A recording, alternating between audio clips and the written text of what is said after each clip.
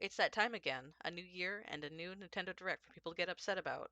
Because of the ongoing pandemic, Nintendo didn't really have any first-party titles to show at all throughout 2020. People reacted like Nintendo had been silent the entire year, even though Nintendo attempted to sprinkle small directs over the course of 2020, of mostly indie and third-party titles. Even though Nintendo posted announcements of games like Paper Mario the Origami King on Twitter, at no point did Nintendo ever confirm that directs were dead. Fans are just incredibly impatient and assume the worst because of said impatience. One of the worst offenders over the course of the entire year was Arlo. He doesn't know how video games are made, he doesn't know how long it takes to make them, he doesn't understand that if a video game company doesn't have anything to show you, they just won't show you anything. So over the course of the year, he made several videos complaining about how it's been a long time since the last Nintendo Direct, and made people think Nintendo was just going to stop doing them entirely because they hadn't had a quote-unquote real one in a while. You know, because he's a Nintendo fanboy, he doesn't care about other games that aren't first party. Some of his worst videos were in the beginning of the pandemic, where he would just talk about how Nintendo was being oddly silent for, being in a pandemic.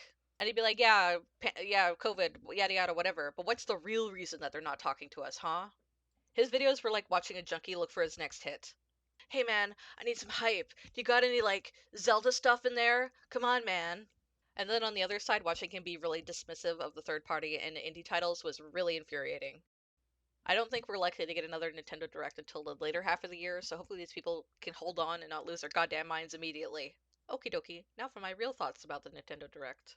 Pyra and Mythra from Xenoblade Chronicles 2 were revealed as the new anime sword fighter in Smash! Hooray! I haven't played either of the Xenoblade Chronicles games, but I heard they were pretty good. I really need to see how she plays before I can decide whether or not I like her. I already have King K. Rool and Incineroar, so I don't really care that much about who gets added in. I like the spectacle of Smash reveals because they're so fun and exciting, regardless of which characters they're about. To be honest, much like the directs themselves, people get overinflated expectations because of hype culture and end up disappointing themselves. Every single direct and every single Smash reveal, people get themselves hyped up, they get disappointed, and then they get salty, and then it just begins all over again the next time. From what I've seen, the people who get mad about Smash characters don't even play as the ones they asked for. And they only care so much because being in Smash is a status symbol and they want all the characters that they think are cool to be in the game. But to be fair, the community being salty is also pretty fun. The Byleth teaser of Sakurai holding up 3 fingers and everyone's speculating it being Travis Touchdown from No More Heroes, or Dante from the Devil May Cry series because of the port of 3 coincidentally coinciding with the Smash reveal, and it actually turning out to be him counting the Fire Emblem games in binary and ripping the rug from underneath everybody, was probably the funniest fucking thing I've ever seen. Just for the record, I thought it was going to be Travis. Nintendo announced a Fall Guys port, which I somehow thought already came out for the Switch. I don't really care, so it's a good get for Nintendo. And then Nintendo announced Outer Wilds, which I always get confused with the game that Obsidian put out around the same time. Another game that I've heard is really good, but I have no real interest in. Weirdly enough, they kind of spoiled some of the plot from the game in this trailer. I suppose they wanted to actually pitch it and not just be vague about it being a space game. And next up, the reveal for Famicon Detective Club absolutely blew my mind. I am shocked that these 30-year-old visual novels are being completely remade, and even more so that they're finally being officially translated into English. The original sprites still look good, but the new art also looks stellar, even with all the mesh tweening. And I assume the updated music will be just as good. I've seen these games being recommended in VN communities for years, but didn't know if fan patch translations were completed or even good. So I am glad that these games are now going to be easily available. Fun fact, both of these games were written by Yoshio Sakamoto, who is most well known for being the producer and writer for the majority of the first-party Metroid titles, like Super Metroid and Metroid Fusion. These games were the first projects he wrote scenarios for, and he was inspired by both the Enix-published game, The Portopia Serial Murder Case, and Italian horror filmmaker Dario Argento. Another fun fact is that Masahiro Sakurai is a big fan of the Famicom Detective Club games, and even wanted the character Ayumi to be a playable fighter in Melee. But unfortunately, since the games were never localized, the idea was scrapped and she was instead turned into a trophy. Koei Tecmo announced a new Samurai Warriors game. I'm sure someone out there is excited. The new character models look nice, at least. HD remaster of Legend of Mana. The background art and sprite work in Legend of Mana is absolutely stunning. But the ability to build the world around you seems like it could get confusing real fast. It looks pretty good, so there's nothing much to say other than I'm glad Square Enix is re-releasing and remastering so many of their old RPGs.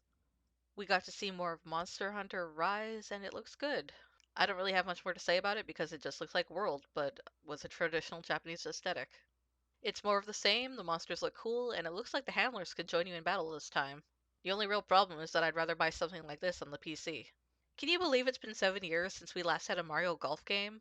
The Mario Sports titles are usually pretty legit, and from what they showed us, this one looks like it's going to be tons of fun to play with friends online. It also looks like it has a lot more going for it than Mario Tennis did, so hopefully the player drop-off won't be as bad. A couple smaller announcements. Tales from the Borderlands, everyone's played this game, it's good. Capcom Arcade Stadium, a bunch of arcade titles. Stubbs the Zombie? I had no idea that Stubbs the Zombie was being re-released, but apparently it's being released on everything. I thought for sure that after Why Those Games died, that Stubbs would die with them, but I guess the publisher, Asper Media, secured the rights. I remember this original Xbox title being nearly impossible to find, so it's good that it's being re-released everywhere. Now hopefully this leads to more Xbox original games being given the same treatment. I totally wasn't expecting to see a release date for No More Heroes 3, and for it to only be 6 months away. We finally get to see some gameplay, and it looks good. But it's not like I expected it to look much different from the previous titles. And it looks like it plays pretty much the same. I wonder if they're going to use the Joy-Cons. But the thing I am the most interested in is how unique artistically all the bosses look. It makes sense because they're supposed to be aliens, so I just had to look up the lead artists. You have Yusuke Kozaki, who did the manga for No More Heroes 2 and was a character designer for Travis Strikes Again, and more recently AI The Somnium Files. There's also Skan Sruan, a professional illustrator who has done character designs for countless movies, games, and collectibles. Looking at his Instagram, he does a lot of Marvel and DC work. It appears that he's the one who did the art for the No More Heroes 3 direct preview title card before the trailer. It's drawn to look more like a Western superhero comic, which is what the aliens in No More Heroes 3 want to emulate.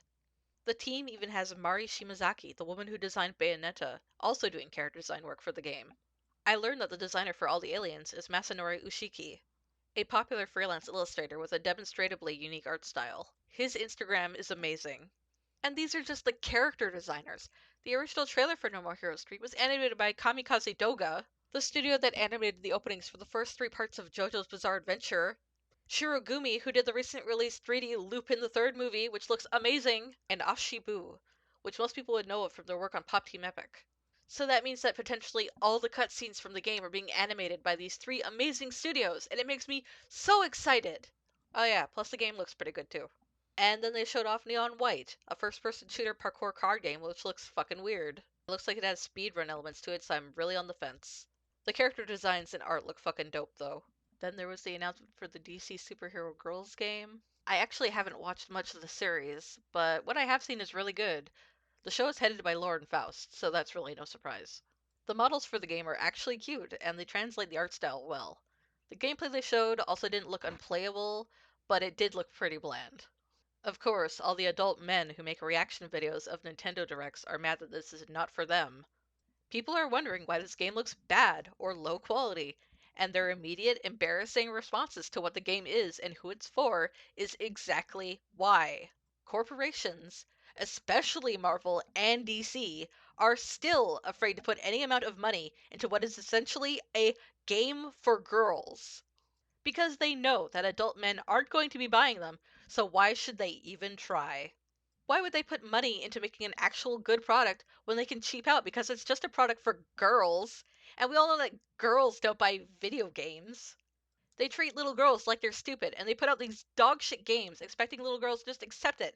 And the girls know that these games are fucking bad. They are aware that they're being treated like idiots with shit taste. And all it does is make them not like video games because they're being taught that what they want is stupid and bad, and that no, we're not going to put any effort into the thing for you because you're not worth it.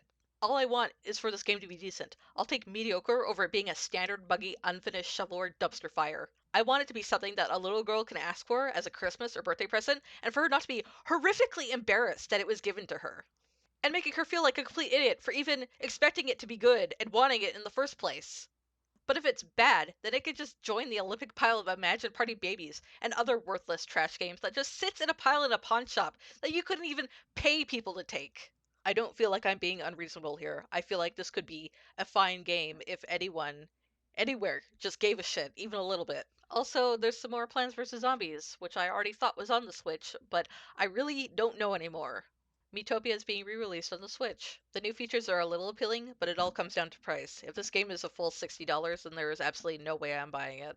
They showed off the 35th anniversary Mario items for Animal Crossing, which honestly should have been in the game when they were announced, like, months ago. I absolutely hate how they've been drifting us content for Animal Crossing. Like this is some sort of fucking phone game. And then you look over at the phone game, and it has more and better items than the actual full release of a console game. I feel the same about Project Triangle Strategy working title, the same way I felt about Octopath Traveler. The art is great, the story was probably great, but I don't like tactical strategy RPGs.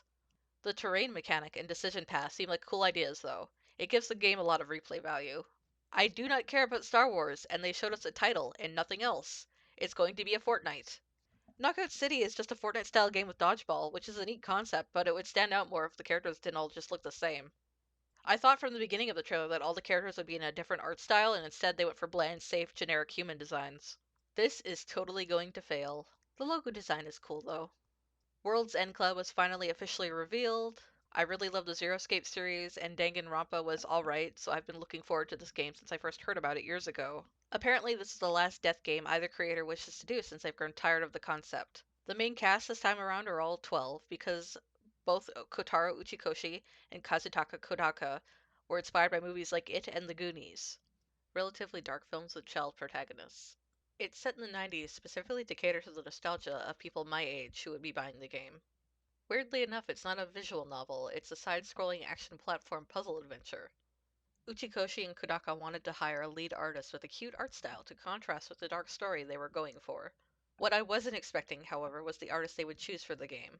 Takeguro is a professional illustrator who you might recognize as a character designer for the most recent Pokemon games.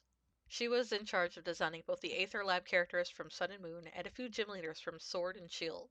Seeing the trailer has made me really excited for it now. There's a physical release of Hades for the Switch with some bonus content. That's fine. That's good. Nintendo announced the Ninja Gaiden Master Collection. I've never played these games, but I heard they were alright.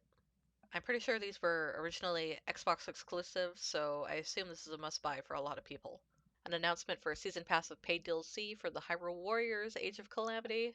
Bravely Default 2 is coming soon, and Square Enix is pushing out a ton of games this direct. Ghosts and Goblins Resurrection. It just looks off. I can't really put my finger on it. SaGa Frontier is being remastered, and it doesn't look as pretty as The Legend of Mana, but it still looks alright. New content is always good. I'll put this in the maybe pile. I thought Apex Legends was dead. Man, Aonuma faked everyone out so hard. But hey, Skyward Sword, people don't totally hate that game. I think they fixed most of the problems people had by just making it so that they could play it in handheld mode with buttons. I really love the art and the characters in Skyward Sword. So it's going to be good to see everything with all the textures all nice and shiny, for the Switch. Despite how handholdy it can be sometimes, one of the best features it has is that it actually has really good dungeons. Breath of the Wild's dungeons are really lackluster, and it's one of the more legit reasons I really just don't like it. Breath of the Wild felt like a more boring and empty version of Skyrim. It didn't feel like a Legend of Zelda game to me at all. But to be fair to the game, I only got like 10 hours in. I didn't really finish it. So anyways, Skyward Sword looks like Skyward Sword. They didn't change the motion controls because they wanted to sell you Joy-Cons with nice little designs on them. They're going to be expensive, and people are going to buy them, and then they're going to start drifting, and Nintendo will still pretend like this isn't a problem. But let's not talk about that right now, because look, Splatoon 3. I'm sure it's going to be like Splatoon 2. I don't really have anything to say. I'm sure this game will be cool, like the last ones. And that's it. That's all the announcements we got. There were once again very few first party titles, so expect people to pretend like this entire hour was filled with just nothing. People act like directs have changed, but directs have always kind of been the same the entire time. You're not going to care about 100% of the games 100% of the time. Sometimes they won't even have one game that you're really excited about, and that's fine.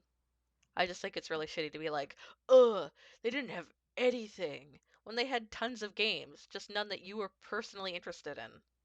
All I really have to say is that no news is good news. Breath of the Wild 2, Metroid Prime 4, and Bayonetta are all still in production. Games do take a long time to make, especially good ones, and the pandemic is still happening and affecting everyone. Don't go full doomer conspiracy theorist because a dev team isn't giving you constant updates on what they're doing. I know it's taking longer than you thought, but please just be patient.